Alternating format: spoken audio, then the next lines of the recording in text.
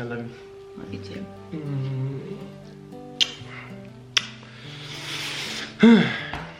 You got this? Here we are.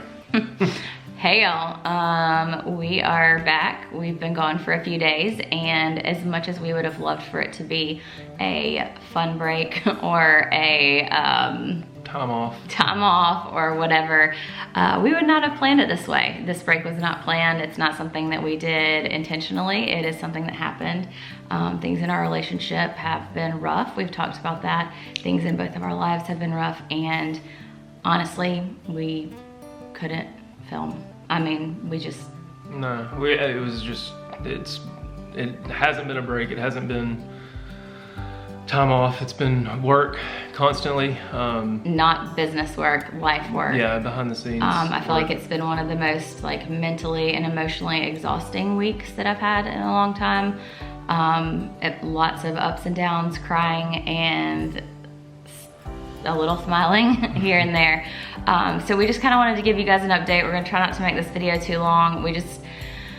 There's a lot of personal things that happen in everybody's lives, and as much as we want to share everything with you, there's some things that, as anybody would, you want to keep personal. There's some things that we wouldn't share with like our parents, or that our parents wouldn't share with us, or that I wouldn't share with my best friend or my sister or whoever. There's some things that as a couple stay between the two of you, and then there's some things that you want to share because we need support. We need the support of our friends and family, of you guys.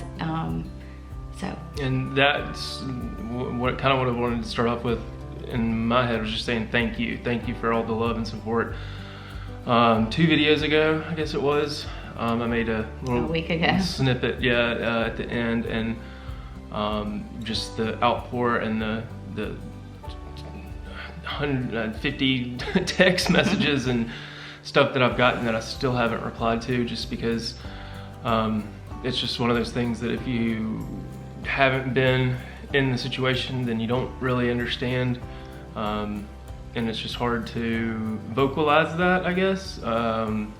It's a time when things that other people say to you and the encouragement people give you mean more than they ever have, but it's sometimes just hard to even respond because you don't know what to say. And I feel kind of like that's where we are a little bit in this video too. I don't know what to say. I feel like I could ramble on for 2 hours.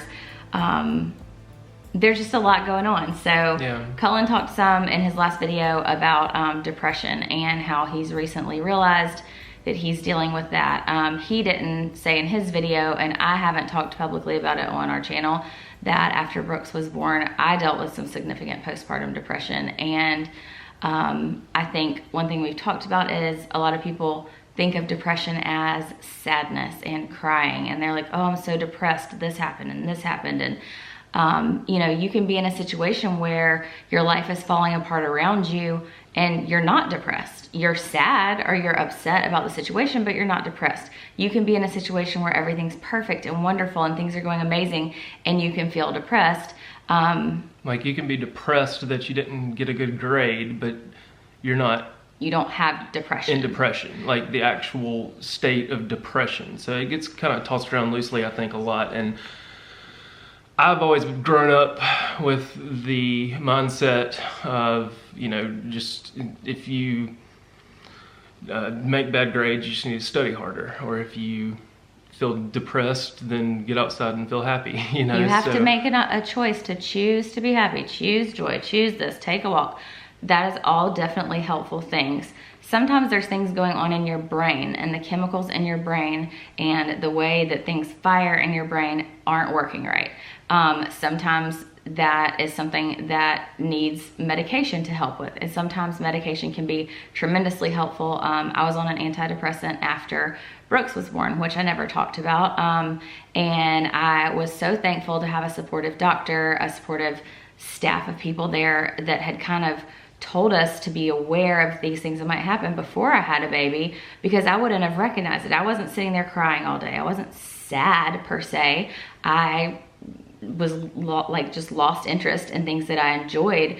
I didn't care. I didn't want to like be around people. I didn't care if I hurt somebody's feelings. Like it just was just like just a cloud of just DGAF. Yeah, DGAF. I think I kind of touched on that in the last video and said, you know, I think I said this, but I just felt heartless. Like I felt like I didn't, like you said, didn't care. And the scariest part about it was that it got to the point where, and y'all,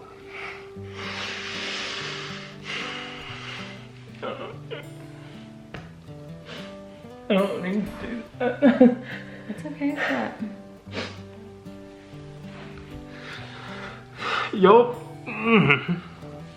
what? Y'all could see it.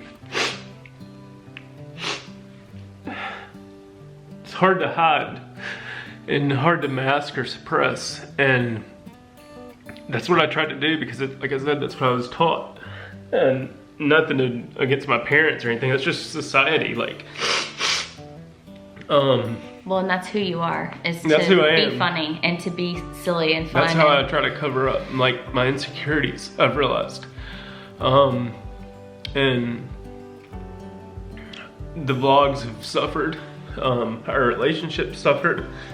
Dang, I wasn't gonna get all this. I was gonna be like, chill. Like, let's just make this video.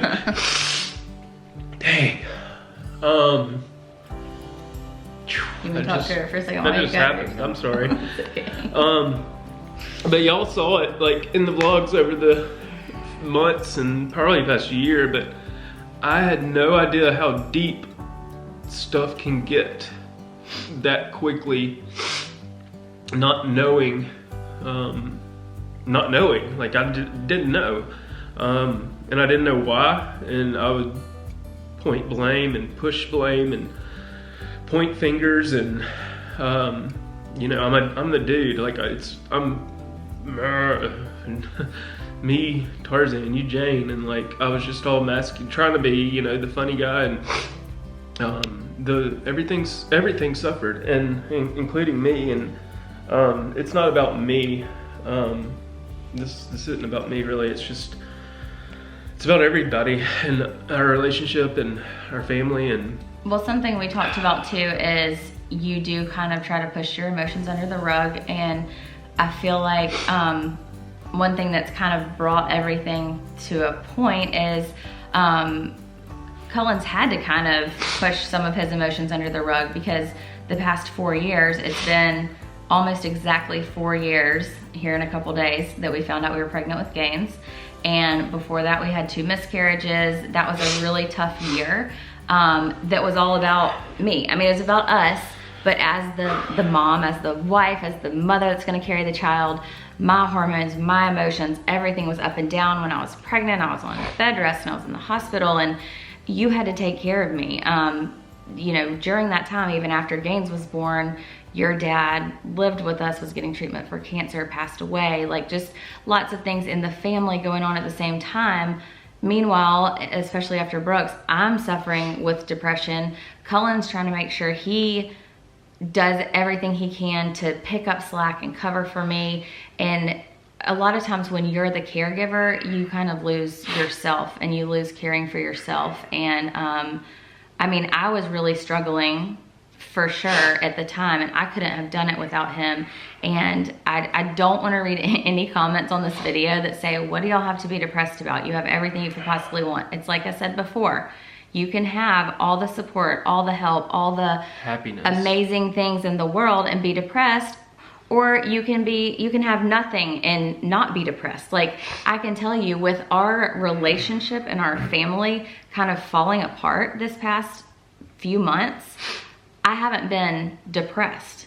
I've been sad and I've been upset about it, but I was more depressed or in depression a year ago when everything was perfect and wonderful and I had a newborn baby and all this stuff. So circumstances, yes, can, you know, help, get you there. But anyways, my point was, I think now that I'm feeling better, I've finally gotten to a point where I feel like myself again.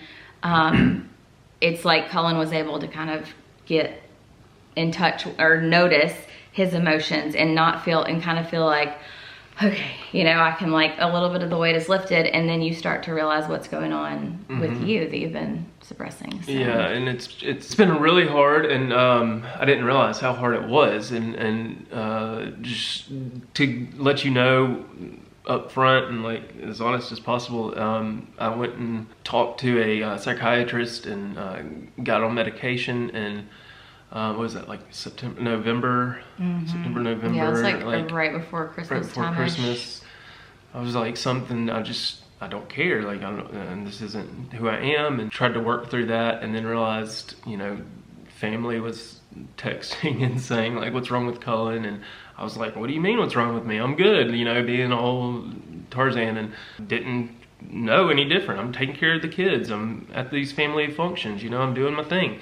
But I noticed, other people noticed. Yeah, I was just numb to the whole situation, and whatever you were taking was not actually it was kind of doing the opposite for me, I think. Just not being involved in what we do and who we are. And so recently switched to something else after more deep thoughts and talking with you and trying to figure everything out. I'm like shaking, like, because it just makes me just, I feel like I'm in a better place now, a little bit. It's been a short period of time. I want that interaction. I want, like, you have a glimpse of yourself. Yeah, again. yeah. I've had a glimpse of yourself again. I'm able to like play with the kids and not feel like a chore. And like you even said, we were at a fun place one day, like playing when Gaines was a baby. Brooks was a baby, an infant, and we had taken Gaines to the McWayne Center, and I just remember sitting there watching Cullen playing with her and being like, I'm so glad he's here. Like I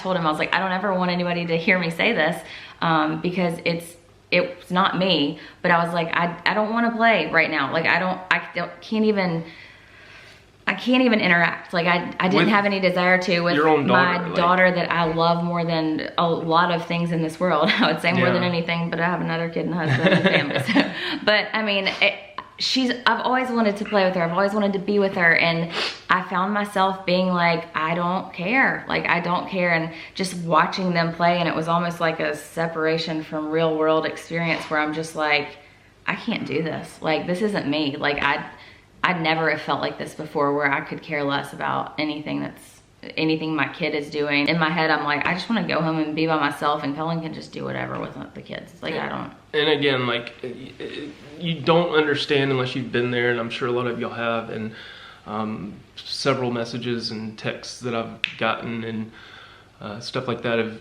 you know, shown me that, like, you can't, nobody can make you get out of it. Like, you can't, like, be forced to not be in depression. Like, you have to figure it out on your own and make the effort to realize that something's not right in your life. And are you looking to find that something to replace negative with a positive that you think's positive, but it might not be necessarily, and try to find happiness that way. And like I said in the last video, like, it's just, you don't know which way's up, but once you like stop and like really take a deep analysis of your mind and soul and body and relationships and family, and realize like, this is not who I am or who I want to be, then you're like, oh gosh, like, what was I even thinking? Like, why am I being like this? That day I made that video, I just, like Katie said on Twitter or something, I think, like, she didn't even know I was making that clip, and I didn't necessarily plan on making that clip. I was just like, screw it, like, it's just gonna be the Top Golf or the golf video, and it'll just end. It'll be a 5-minute vlog. And then I just had that determination, and that I was just like, I just gotta talk about this. Like, I gotta reach out to somebody, being this therapeutic device right here that I can release my thoughts. And a lot of people don't have that, and don't have that support like y'all show, or my family shows, or my friends show, and everybody's shown. And that's when it's scary, because it's too late. It's almost too late sometimes. And that's where a lot of, you know, you hear all these horrible stories about people and things that happen, and like, well, why would he do that? He had everything in the world he wanted. He had the perfect family. He had the perfect house, perfect car, you know. And it doesn't matter, because sometimes it's too late. And that's the scariest thing, is like, I never got to the point of like self-harm or anything like that, but I could see how somebody could easily get there and not even mean to, and not even know it. So, and because when you're in it, something I've said to you too, and something that people kept saying to me, the people that knew I had postpartum depression, when you're in it, it feels like you're never going to be normal again. It's almost impossible to see yourself as being normal. And people kept telling me, you'll get past this. You will feel like yourself again. You will be back to normal. And I was like, there's just no way. And I think that's where people get sometimes. Well, and the only thing that was normal, or the only thing that helped me, was to separate myself from the situation and just be by myself and like lay in bed all day or watch TV all day or put in my headphones all day. And like, that's how I was coping, I guess, in a sense. And, you know, just, I mean, there was other ways I was coping as well, but like, it was just one of those things. And that's where you get in trouble with your one life that you're given. We were just reading a passage and said a prayer before this, but it was just like, you know, congratulations, you woke up and have another breath today. And like, that which really makes you think like it could end like that, and you don't even mean for it to sometimes. Like, I just wish I could reach through the screen and just like tell some of y'all that I see and know how hard it can be, and sometimes you just need that support. And don't take somebody giving you support as, you know, don't tell me what to do, you're not my mom, you know. Take it as like people really care about you, you know. Come out of your mouth about 2 months. Like, people really care about you, you know. Like, you're somebody, like you're somebody, and you never know what other people are thinking about you, or you never get to really know somebody's problems until you get to know them. So yeah, you could see us on the street and be like, oh, look at that perfect family. And then, or in a blog. Or in a blog. Or on Instagram. Yeah, all these Instagram posts and stuff. But like, you don't know somebody until you actually get to know them. And that's what's great about these vlogs, is y'all kind of gotten to know us, I think, a little bit over the years. And so y'all could see the change in our hearts and minds and everything. And so I think that's something to take away from all this, is just like, know that you're somebody, and know that, you know, you don't get a second chance at life. Although you're given second chances, like, you don't get a second chance at that. So, you know, you gotta think about that kind of stuff and make the decision to go get help.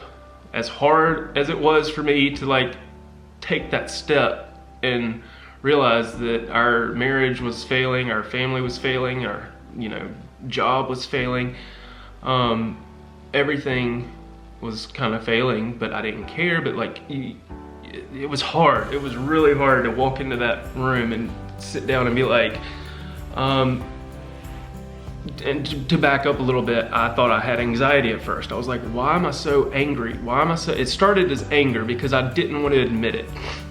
I didn't want to come out, and I was like, I'm not depressed. Like, I'm not, and I didn't even know. Like, I'm not crying. I'm not. Yeah, I'm not. So I originally got on anxiety medication, and then realized, you know, I mean, still just like, I just feel the, and again, if you have anxiety, like bad anxiety, medical anxiety or whatever. More like of an overwhelmed feeling. It's not, I feel like there's different types of anxiety. One's where you're like worrying, like, oh my gosh, something bad's gonna happen. I'm gonna accidentally do this or that. But it was more like overwhelmed. And that's how I felt too. I was like, you can't leave me home with both kids. Like, we were snapping at each other. We were snapping at the kids. The kids were really getting affected, I think. Like, and we're gonna go into something else that we've been doing behind the scenes here in a minute. But the kids see and hear and sponge everything.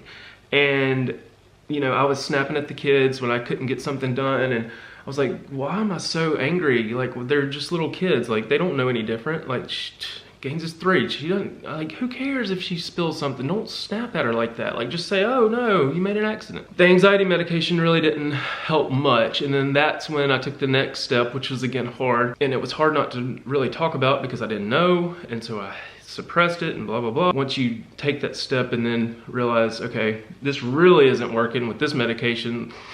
Is there anything else that we can do to like try to figure this out? And we switched some stuff up, and that's when you start to realize, like, okay, I know it sucked to like eat my pride and like my manhood or whatever, and like, you're right, okay, I'm sorry, you're right. Those are the 2 things you should say to somebody all the time.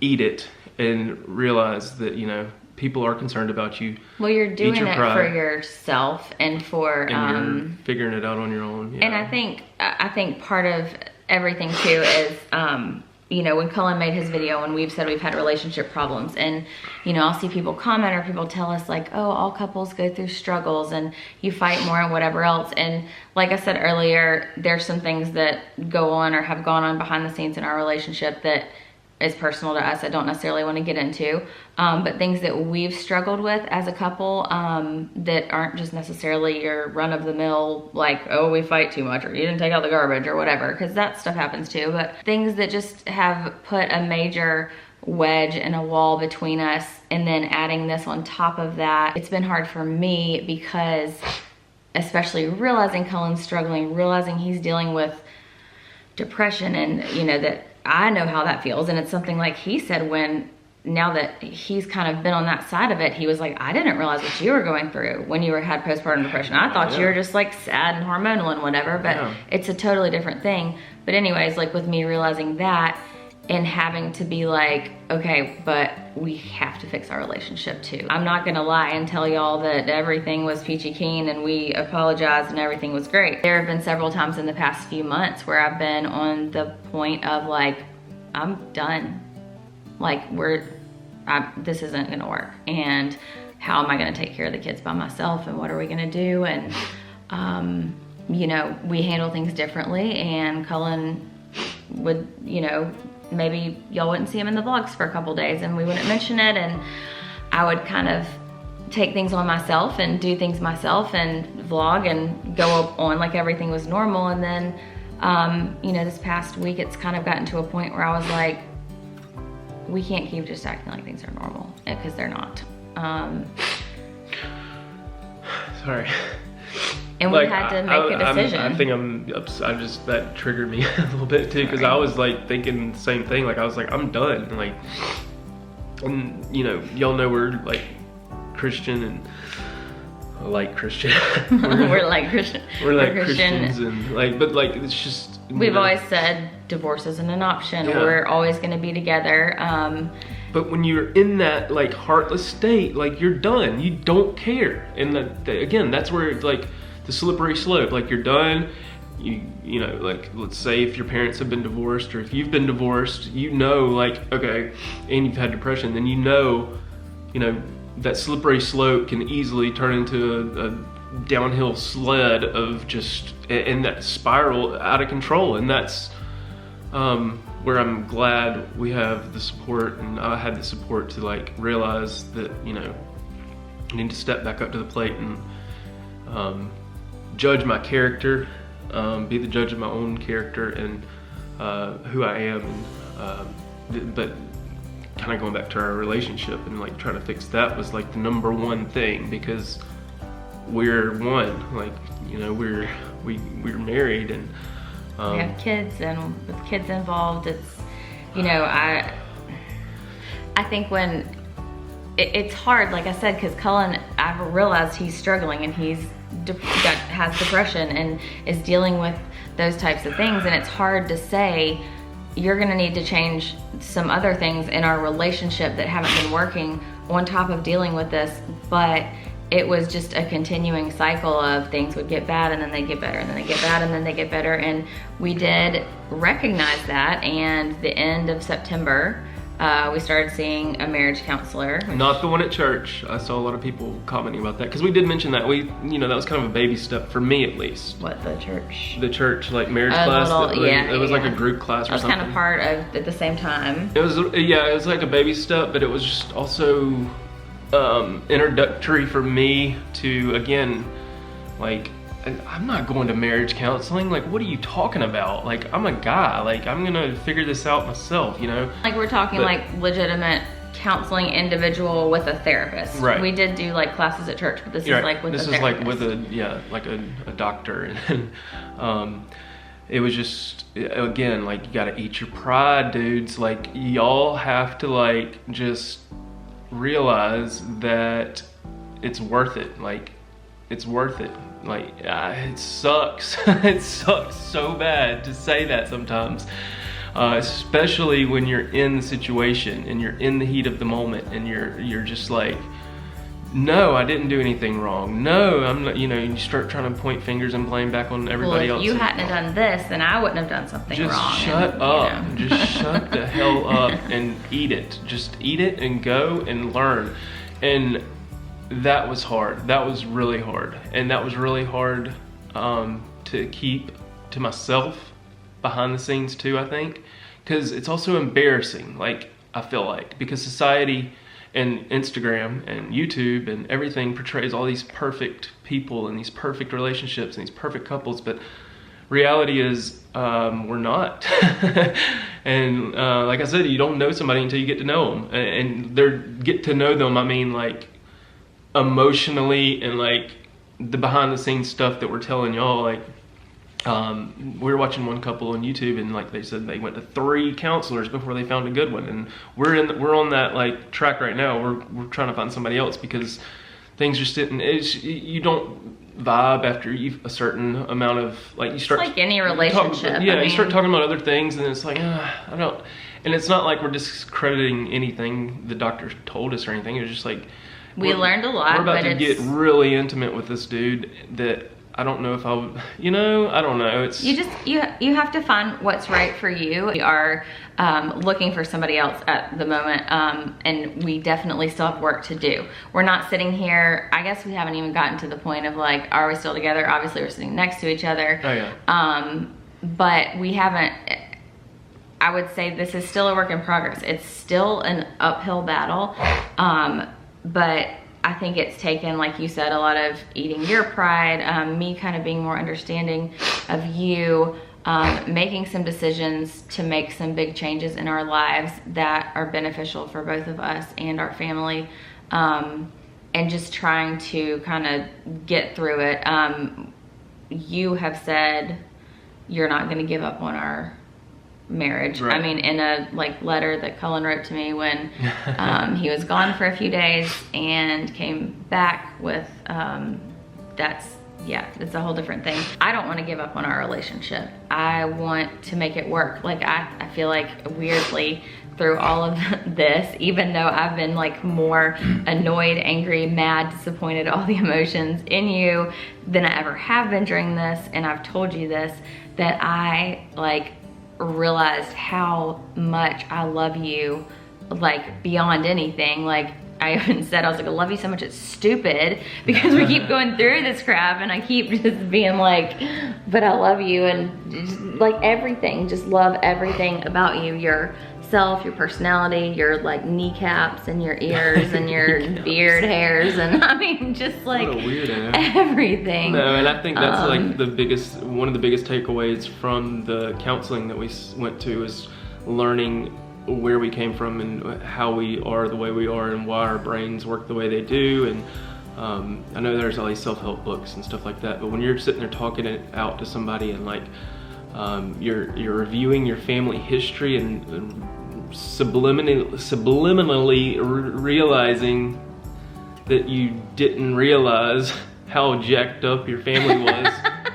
Or just why you handle things the way you do, even if you have a family that is normal. This right here, me hugging her, is her love language, and like and we've read the 5 love languages a long time ago, and that was mentioned in some of the comments, but like, if I don't do this to her, she thinks I don't love her. Like, she takes, you know, she knows I love her, but like, this is what she needs. What means love to me. What means, and my dad was never affectionate, really. I mean, he would hug my mom and give her a kiss every now and then, but like, I never like saw the affection really looking back on it. And you don't realize that, like, and then I started thinking like, maybe that's, you know, and I start to see my dad and myself a lot, especially when I'm angry, because that's the stuff that I unfortunately remember more than, you know, some of the other stuff. And so that's what kind of hurts, is like realizing I want to try to change the family tree, you know. I want to like make the family name better, and not raise a Cullen. Things about my family that I learned growing up, and that, you know, things and I'm that, like, that's why you do that. Oh. Well, and you know? I mean, it's just different how your family history affects you differently too, because like you say, your parents weren't that affectionate in front of you, and I don't remember my parents being very affectionate with each other in front of me, but yet it made me want why you crave affection it. More. I guess, I don't know. And that's what's so crazy, is like, it's not that they weren't affectionate to me, it's that I'm talking about like observing the relationship your parents had. Right, and you don't even know you're observing it. That's the thing. As a kid. They watch and sponge everything, and like, and it's, so there's no blame to point on your parents or, you know, your caregiver or whatever, but like, you just see it day in and day out, regardless of if it's good or bad, if they hug or not, it doesn't matter. Like, you don't know until you're in your own relationship later down the road, and then you start thinking about stuff, and like all these memories from childhood come up, and then that's where it's a constant battle and work.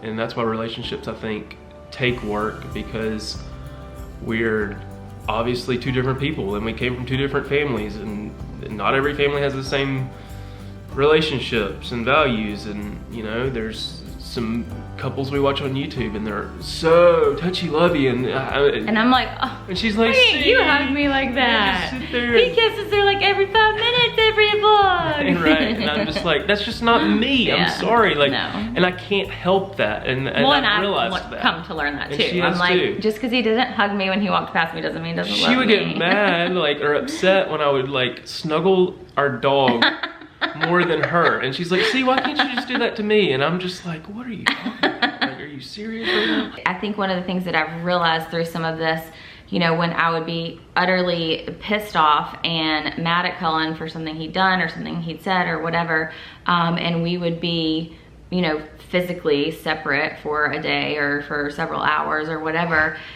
and I would, you know, have those, like, I'm done with this is ridiculous and we can't work. I started thinking about, you know, obviously prayer was a huge part of all of this, and I would pray about it and listen to songs and read scripture and talk to friends and whatever, but starting to realize, yes, I'm pissed off, and these are the things that are like unforgivable or whatever, you know, just the things in my mind. Then I would start thinking about the many, many amazing things about Cullen, and I was like, you know, if we can get through these few things that are big things, behind that is an incredible father who I could have never even dreamed of a better dad for my kids, an amazing husband as far as outside of the issues we're working on goes with, who has a heart for other people and who wants to do things for other people and loves other people and is fun and is silly and is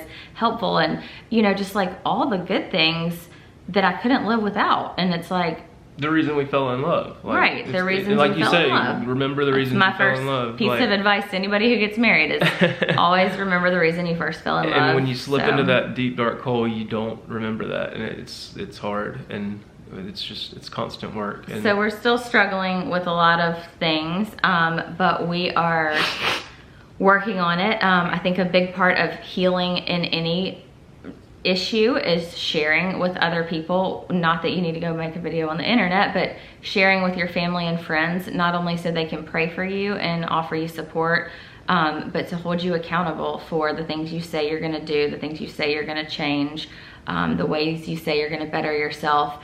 And you also hear so many stories of, oh, we went through this and this is what helped us. So, you know, it's like you said in your depression video, we're in this together, me and you, also our village.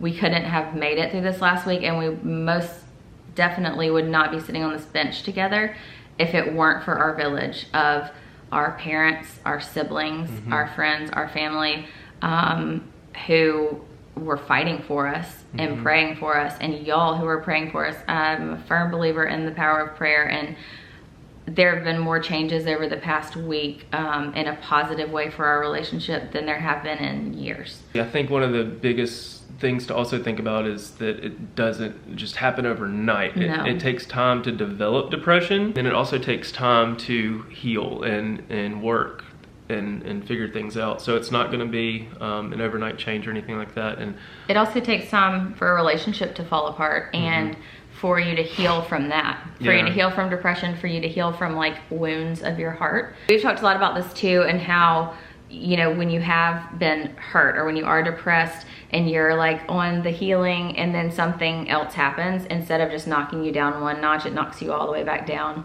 and you have to come all the way back up again. And that's what we're working on with each other, is being understanding of that.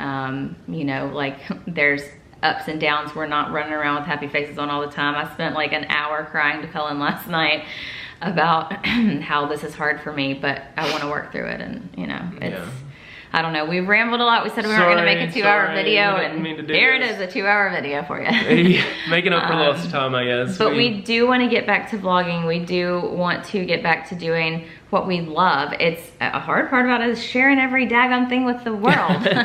So, you know, if you guys notice that maybe there's some things we aren't talking about or that seem weird, you're more than welcome to ask questions or call us out on it. But just know that sometimes there's just things we either can't share or kind of want to keep it personal. It's a constant battle. We're constantly working on it to be better people and be better dads and parents and moms and husbands and daughters, brothers and sons and sisters and everything. Humans. We're working to be better humans every day, and I think anybody watching this should try to do that too, because that makes the world a better place. There you go, inspiration. There's my Cullenism for the day. We are going to pick back up with vlogging. We didn't film for the majority of the time that we were working on things because we just couldn't. So we'll have a vlog tomorrow, starting with footage from this past weekend. Obviously the vlogs might be a day or two behind. That honestly takes a big stress off of us, and like, what's it really matter if you see us do, like, go bowling today or yesterday? You know, it's... Follow us on Twitter and Instagram, links in the description. Always plug, always plug. Because we post the behind the scenes kind of stuff on there, and you'll get a real-time perspective of what's going on in our life. Instagram stories, huge. They're good, they're fun. It's good to realize and see the light, if you will. But... it's a work in progress. We appreciate your support. I can't thank y'all more than enough. Anything. All the wonderful, amazing, positive comments. And I said this in a post I made, but the lack of negative comments, there have been some, but there's way less than I would have expected. Either judgmental, you know, rude, whatever. I told Cullen this last night. There was like a rude something that was like commented or tweeted, and I was like, you know what, I'm done with like letting that seep into me, because it does. And I apologize if you leave a rude comment and I delete it or block you, but we're just trying to eliminate all negativity from our lives right now. You're more than welcome to have your opinion. I'm not saying you can't have an opinion. We're putting our life out there, like y'all say what you want, but when it's like a personal attack on us, we got enough negativity. We gotta not have that. We're living life, y'all. We're living life. We're not trying to screw the system or anything. We're not trying to hide things from you to be deceptive. We're not trying to be crazy. So, thank you. Thank you. Thank you. Thank you. I can't thank y'all enough. And thank you. Not tomorrow. There's no time to borrow today. Well, something's gotta give today. It's a good day today, and not tomorrow.